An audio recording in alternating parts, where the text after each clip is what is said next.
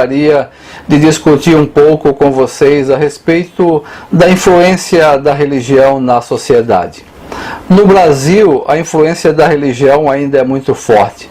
Basta a gente andar por qualquer rua, por qualquer cidade, que a gente vai ver igrejas, casas de religião e muitas outras coisas que lembram a presença da religião. Símbolos religiosos, imagens, estátuas e muitos fiéis que em horários específicos caminham para suas igrejas, caminham para suas obrigações religiosas.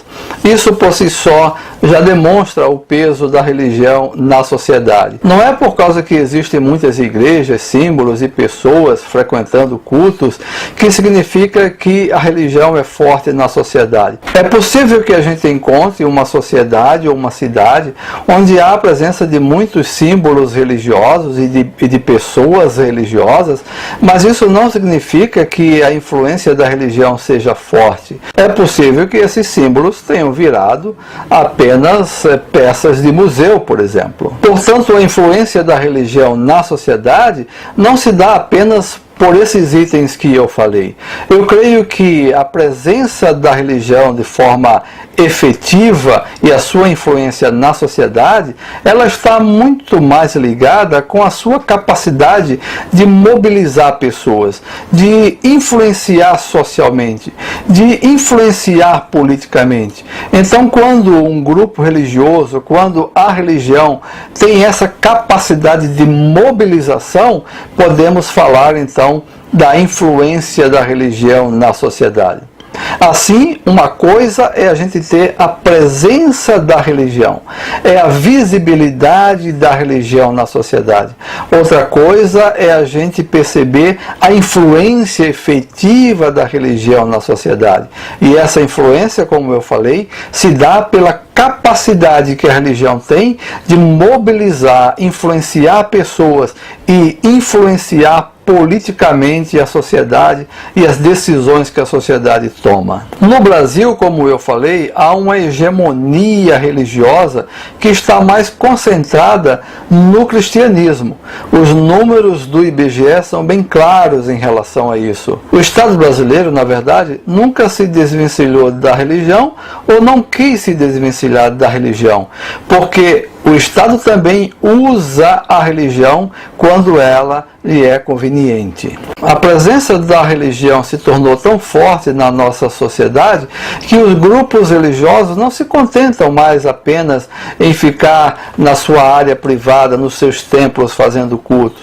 Eles também querem agora avançar na área da política, ter presença na política, porque, na verdade, eles perceberam que é através da política que é possível mudar as coisas, transformar as coisas. E muitas vezes essa preocupação não é em transformar, em fazer, em construir um Estado laico, mas muitas vezes essa preocupação é apenas em trazer privilégios e benefícios para o seu grupo, ou discutir valores religiosos que podem ser colocados em prática na sociedade. Bom, não é um problema que um grupo religioso queira discutir um valor que seja colocado na sociedade. Por isso eu diria que, em princípio, a gente não precisa ficar preocupado quando diz que quer discutir valores sociais. Mas esses valores não podem ser valores apenas de um grupo específico, apenas do seu grupo. É claro que um valor ético e moral de um grupo religioso pode ser o mesmo ou algo semelhante em que a sociedade já está discutindo. Nesse sentido, eu penso que é possível caminhar juntos. Há de fato uma hegemonia do cristianismo no Brasil. Os últimos números do IBGE de 2010 indicam que 64% da população se declarou católico, 22% se declararam protestantes. Desses 22%, 60% são de protestantes pentecostais e 18% de protestantes de missão. Os outros 21% são de protestantes não declarados. Então, só pegando protestantes e católicos, a gente já percebe que há uma hegemonia cristã na sociedade. Mas o IBGE também demonstrou que o número de sem religião vem crescendo. São cerca de 15 milhões de pessoas que se declaram sem religião. Em relação às religiões de matriz africana e religiões orientais, o IBGE afirma que eles são 0,35% da população. É claro que os movimentos de religião de matriz africana não concordam com esse número, mas são esses números que foram divulgados pelo IBGE em 2010. Para que a gente tenha uma ideia do que significam esses números, basta verificar a quantidade de fiéis de alguns grupos religiosos. Por exemplo, a Assembleia de Deus tem cerca de 13 milhões de fiéis. Os batistas, o pessoal da Igreja Batista, tem cerca de 3 milhões de fiéis. A Igreja Universal também tem cerca de 3 milhões de fiéis. Os espíritas no Brasil também chegam a cerca de 4 milhões de fiéis.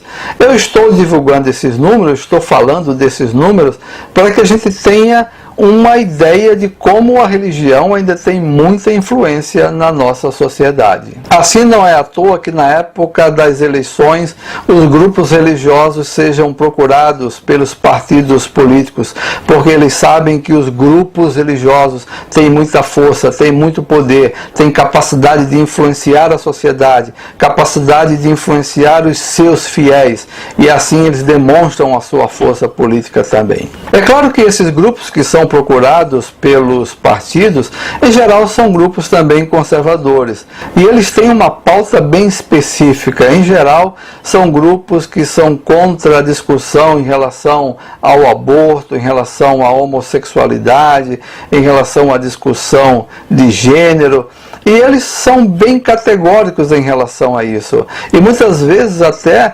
conclamam os seus fiéis para não votarem em candidatos que se alinham ou que defendem, ou candidatos que defendem esses assuntos. Por outro lado, há também uma certa incoerência em relação a esses grupos religiosos mais conservadores. Porque ao mesmo tempo que eles defendem os seus valores religiosos e entendem que os seus valores são importantes para a sociedade e pregam e deveriam pregar a solidariedade, a paz, o amor, a comunhão, que é aquilo que marca a maioria dos grupos religiosos, muitas vezes esses mesmos grupos que defendem valores cristãos também são incoerentes ao defenderem, por exemplo, a pena de morte e o armamento da população. Muitas vezes grupos cristãos conservadores se sentem perseguidos, falam que sofrem intolerância religiosa quando tem alguma ação limitada porque está fazendo proselitismo em lugar não adequado ou porque tem a presença de algum símbolo religioso em um lugar público. Muitas vezes esses grupos não percebem que agem de forma intolerante quando, por exemplo, fazem as suas ações proselitistas, quando eles querem converter grupos e pessoas, quando eles atuam em alguma área que não deve atuar, e eles analisam isso como alguma coisa que faz parte da sua missão, da missão divina, da vontade de Deus. Então eles não levam em consideração o outro grupo que está sofrendo intolerância. Por isso é preciso na sociedade a gente pensar os dois lados.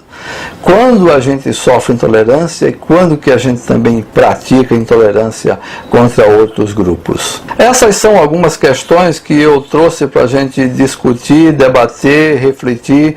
Eu espero que elas sirvam para que a gente possa aprofundar ainda mais esse assunto.